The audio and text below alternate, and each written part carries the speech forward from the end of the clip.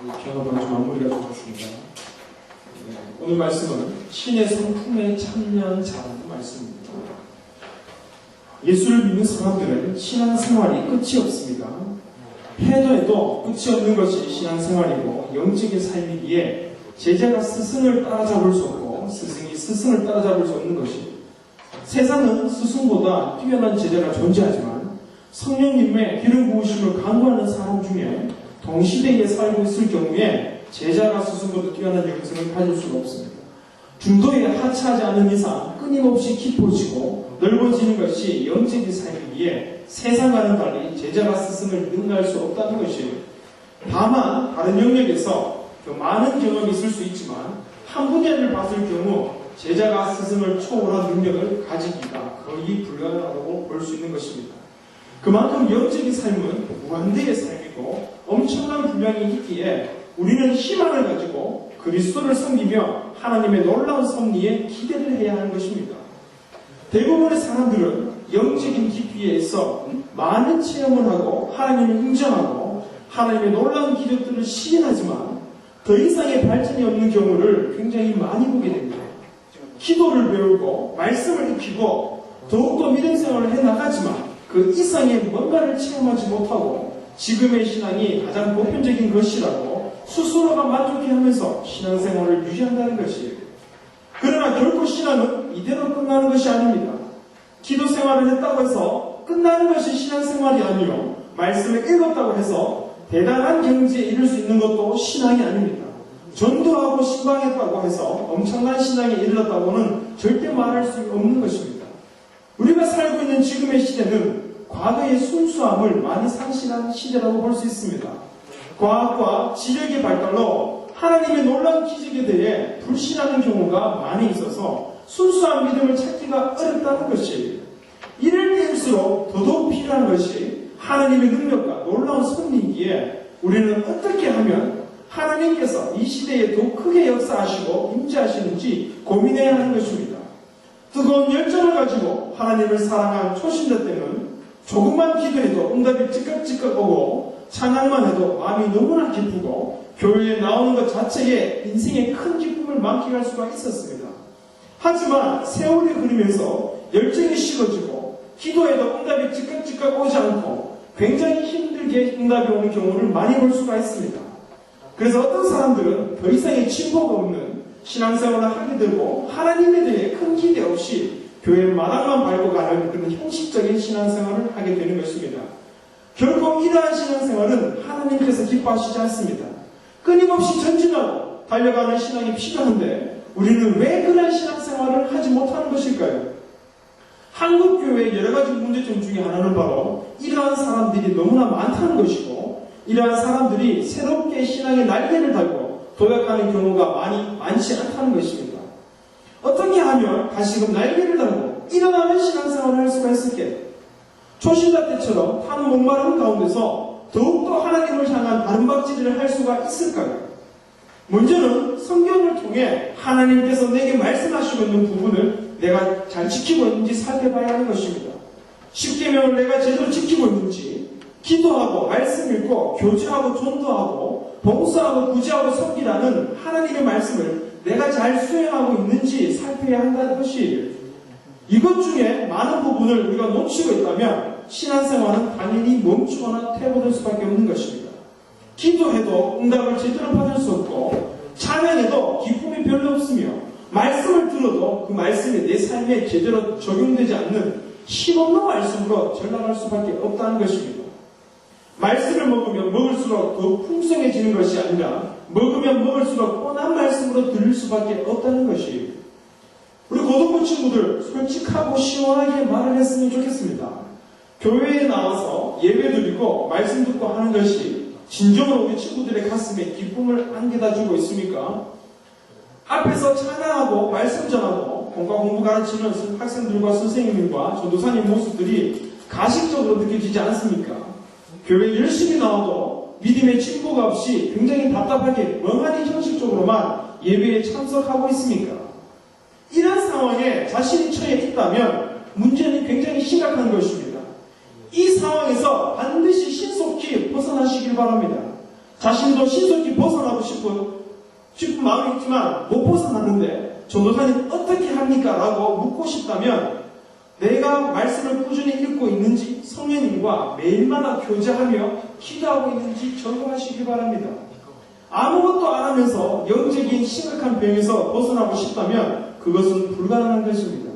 기도 응답이 내 인생에 별로라고 생각되어지고 예배의 지각이라든가 예배의 집중도가 떨어짐에 있어 충분히 이해하고 넘어갈 수 있다고 인간적으로 마음이 든다면 엄청나게 반성하고 회개해서 개인적으로 매일 하나님과 교제하는 시간을 가져야 한다는 것이에요. 하나님과 교제하는 시간을 지속적으로 가지게 되면 형식적인 예배의 삶에서 벗어날 수가 있습니다. 성령께서 분명히 존재하시고 있기 때문에 홀로 기도하고 말씀 읽는 가운데 편안함을 분명히 느낄 수가 있다는 것입니다. 이 편안함이 계속 느껴지고 체험하고 그랬을 때 믿음이 생겨나게 되는 것입니다. 아, 하나님께서 나와 함께 해주시는구나. 이것이 성령의 놀라운 역사 중에 하나이구나. 나도 하나님의 자녀이구나 하고 믿음을 가질 수 있게 되는 것이 이런 작업도 하지 않고 신앙생활이 지겹다고 힘들다고 이야기를 한다면 모순이 되는 것입니다. 하나님과 교제하는 시간 없이 하나님께서 나를 변화시켜 달라고 기대만 한다면 실망만 할 뿐이에요. 홀로 있을 때 하나님과 긴밀한 관계에 있으면 어떤 상황에서도 변질되지 않는 정금 같은 신앙생활을 할 수 있게 된다는 것입니다. 이런 긴밀한 관계를 계속 유지하고 영적인 삶을 추구하다 보면 시험과 환란이 올 수도 있지만 더욱더 힘들고 어려운 것은 영적인 갈증이 생기게 된다는 것이에요. 더 큰 하나님과의 진한 관계를 형성하고 싶고 더 뜨거운 영성을 체험하고 싶은데 어떻게 해야 할지 몰라서 그냥 갈증만 느끼고 안타까워하는 경우가 생긴다는 것입니다. 오늘 베드로후서 말씀은 우리들에게 더 큰 영적인 삶을 위한 방책을 제시하고 있습니다. 기도하고 말씀 읽고 경건의 생활하는 것은 어떻게 보면 우리 스스로에게 그 방향이 잡힌 상태라고 볼 수 있어요. 하지만 신앙은 우리만 좋고 남들에게는 전혀 영향력을 못 끼치는 것이 아닙니다. 우리도 좋고 우리도 살고 우리의 이런 행복함이 남들에게도 전해지고 전도의 열매가 맺히는 것이 바로 진정한 신앙생활이라는 것입니다. 이런 생활이 이어지고 지속되면 하나님의 역사는 폭발적으로 일어나는 것입니다. 생각이 잠잠히 떠나가게 되고 우울증도 없어지고 의욕 상실이 열정으로 변하고 병에서 자유로워지며 나아가 예수님처럼 번능을 행하는 엄청난 일들이 일어나게 되는 것이 이 시대의 영적인 삶을 살아가는 사람들에게 진정으로 더 많이 필요한 것이 오늘 본문에 나오는 말씀인 것입니다. 4절 말씀에 나와 있듯이 신의 성품에 참여해야 한다는 것이에요. 신의 성품에 참여하기 전에 우리는 반드시 기본적으로 영적인 삶부터 살아야 합니다. 영적인 삶을 살면서 신의 성품에 참여할 때 우리는 예수님처럼 삶을 살아갈 수가 있게 된다는 것이에요. 베드로는 하나님을 섬기는 사람들에게 말하고 있습니다.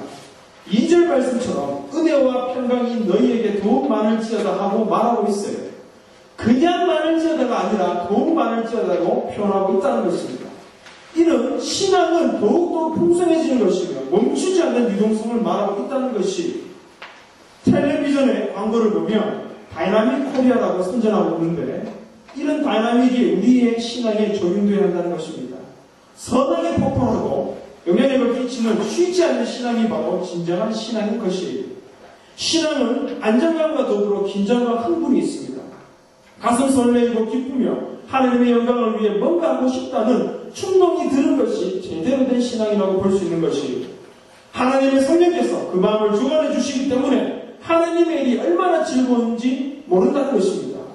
신의 성품에 참여하는 자가 되면 바로 하나님과의 직접적인 대화가 가능하게 되고 마음에 품게 돼도 바로 응답이 오는 엄청난 기적을 체험할 수 있게 된다는 것이 믿음 생활과 더불어 주님의 성품에 참여하게 되면 온전한 영으로 들어가게 된다는 것입니다.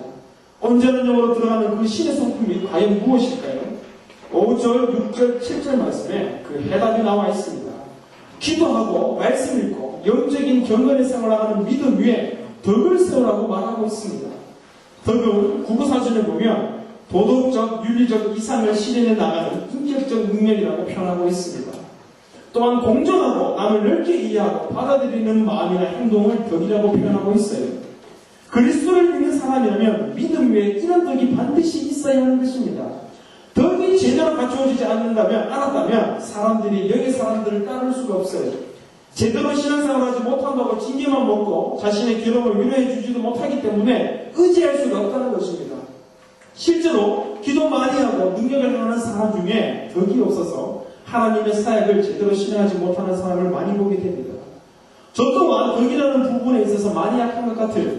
이해하고 품어주는 마음이어야 하는데 그렇지 못하고 열정을 많이 강조하다 보니 덕이 부족한 경우가 많이 있었습니다.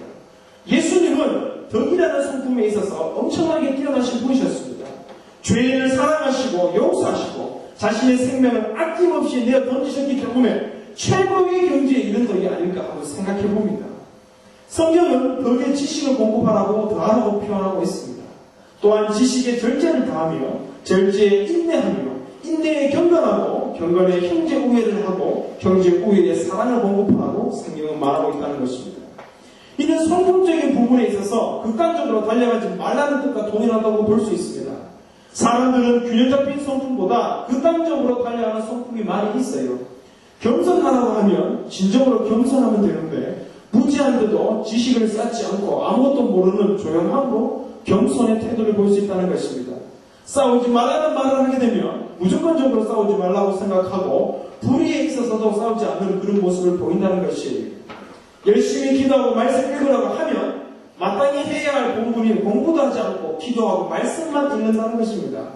이런 극단적으로 달려가는 성품은 결코 좋지 못한 것이에요. 그래서 성경은 신의 성품에 참여한 자가 되기 위해서 구체적으로 성품을 논할 때 극단적으로 달려가지 말라는 분명한 충고를 오늘 우리들에게 말씀하고 있는 것입니다. 덕의 지식을 더하는 것은 무제한적으로 달려가지 말고 충분히 인지하고 있는 수용적인 덕으로 달려가라는 것입니다. 지식의 절제는 지식으로 말미암아 자신의 능력을 과시하거나 드러내지 말고 절제를 하라는 것이에요. 조절을 잘 하라는 것입니다. 또한 절제의 인내라는 말은 보통 사람들은 절제를 끝까지 하지 못하고 지치거나 좌절하는 경우가 있다는 것이에요. 그래서 끝까지 절제할 수 있는 인내를 더하라는 말인 것입니다. 약점을 보완하는 성품이라고 볼 수 있는 것이에요. 인내 다음에는 경건을 더하라고 했습니다. 무조건적인 인내는 불가능합니다. 인내를 하기 위해서는 경건이 반드시 필요해요. 끝까지 참고 견디기 위해서는 경건이 필수적이라는 것입니다. 경건으로 인내를 하게 되면 정금같이 온전한 성품으로 나아갈 수 있게 되는 것이에요. 경건을 하다 보면 스스로에게 너무나 빠지는 경우를 볼 수 있습니다. 자신의 경건만을 강조하다 보니 사람들과 벽을 쌓는 경우가 생길 수 있다는 것입니다. 성경은 이를 방지하기 위해서 형제 우애를 더하라고 또한 언급하고 있습니다. 자신만의 성품으로 자기 중심적으로 믿음 생활하는 것이 아니라 그 방향이 타인에게도 향하게끔 성경은 말하고 있다는 것이에요. 형제 우애를 함에 있어 사랑을 공급하라고 또한 성경은 말하고 있습니다. 당연히 형제와 좋은 관계를 유지하기 위해서는 사랑이 필요해요. 사랑이 있어야 덕과 지식과 절제와 인내와 경건과 형제가 빛이 나는 것입니다.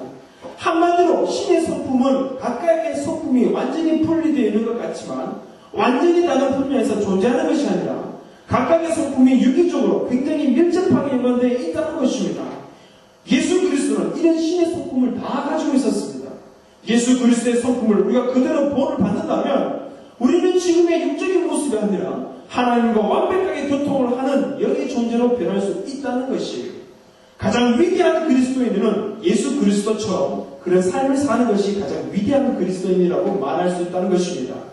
인성과 신성을 갖춘 하나님의 사람, 성품을 갖추고 하나님의 권능을 행하는 그런 그리스도인이 우리 시대에는 굉장히 필요하다는 것입니다. 기도하고 영적인 삶을 살아가려고 노력하는 사람들의 최대 약점 중에 하나가 바로 이런 성품적인 부분에 있다는 것을 우리 고등부 친구들은 반드시 숙지하시기 바랍니다. 신의 성품에 온전히 참여하지 않으면 더 이상의 영적인 체험을 할 수가 없습니다. 영향력이 있는 크리스찬도 될 수가 없어요. 하나님의 권능을 온전히 행하지도 못하게 됩니다. 오히려 영혼들에게 상처와 시험거리를 제공할 수 있게 되는 것이 반드시 정결하고 깨끗해야 하며 사람들을 표현할 수 있는 하나님의 닮은 성품이 필요한 것입니다. 하나님 앞에 떳떳하게 설 수 있도록 끊임없이 노력하고 하나님께 넓은 영의 세계를 체험할 수 있도록 기도할 때 우리는 큰 기쁨과 함께 영의 깊은 세계에 들어갈 수 있게 되는 것입니다. 벼락치기처럼 순간적인 영성은 존재할 수가 없습니다. 바닥이 드러나고 그 사람의 빈틈이가 다 드러나기 때문에 결코 요령을 필 수가 없다는 것이에요. 10월 28일자 매일신문을 보면 기분 좋은 소식을 하나 접할 수가 있습니다. 세계 100위권 안에 밖에 있었던 서울대가 원래는 영국의 타임즈에 의해서 세계 98위가 되었다는 것이 세계에서 가장 좋은 대학 200위 중에 한국의 서울대가 100위 안에 진입했다는 것입니다. 얼마나 기분 좋은 소식입니까? 시험 기간 때만 공부하고 벼락치기식으로 공부했던 서울대가 반성하고 각성하고 해서 교수부터 학생 이르기까지 상당한 노력으로 진전을 이루었다는 것입니다. 그러나 우리보다 경제가 어려운 중국의 대학 수준은 우리보다 많이 앞서 있음이 솔직히 부끄러움이 않을 수가 없습니다. 베이징대가 12위에 올라있다고 합니다. 또한 일본의 도쿄대는 16위에 올라있고 싱가포르 국립대가 22위에 올라있다는 것이에요. 한국의 서울대가 아시아에서 상당한 뒷순위에 있다는 것이 매우 안타까움이 아닐 수 없다는 것입니다. 세계에서 가장 좋은 대학은 작년과 마찬가지로 하버드 대학이 1위를 차지했습니다. 매사추세츠 공대가 2위로 올라왔고 캠브리지대, 옥스퍼드대가 3, 4위에 올라왔어요. 그리고 스탠포드하고 UC 버클리, 예일대, 캘리포니아대 이렇게 쭉 순위가 있습니다. 우리의 신앙생활은 우물 안에 개구리처럼 갇혀있거나 뒷순위에 있으면 안 되는 것이 불타는 열정과 신의 성품으로 앞서가야 한다는 것입니다. 하나님과의 뜨거운 관계에 굉장한 수준에 있어야 한다는 것입니다. 교회는 바로 이런 영적인 삶을 가르치는 곳이 더욱더 하나님과 가까운 곳에 있는 영의 세계에 들어가도록 교회가 심도 있게 가르친다는 것입니다. 우리 고등부 친구들은 적어도 10위 안에 들어올 만큼 영적인 높은 수준에 있기를 바랍니다. 하나님 가서도 하나님께 인정받고 이 땅에서도 넘치는 복을 받는 위대한 하나님의 사람들이 다 되시길 바랍니다. 신의 성품에 참여해서 지금보다 한층 더 영적인 삶을 살아가는 참다운 크리스찬들이 다 되시길 바랍니다. 하나님께서 놀랍게 역사해 주실 것입니다. 기대 이상의 놀라운 체험을 하나님께서 허락해 주실 것입니다. 기도하겠습니다. 하나님 감사합니다. 우리 고등부 친구들 언제나 지켜주시고 보호해 주심을 감사드립니다. 더욱 성장하고 발전하는 고등부가 되게 해주시고 하나님 앞에 언제나 바로 서는 놀라운 하나님의 사람이 될 수 있도록 인도해 주시옵소서. 함께 하실 하나님을 찬양하며 예수 그리스도의 이름으로 기도합니다. 아멘.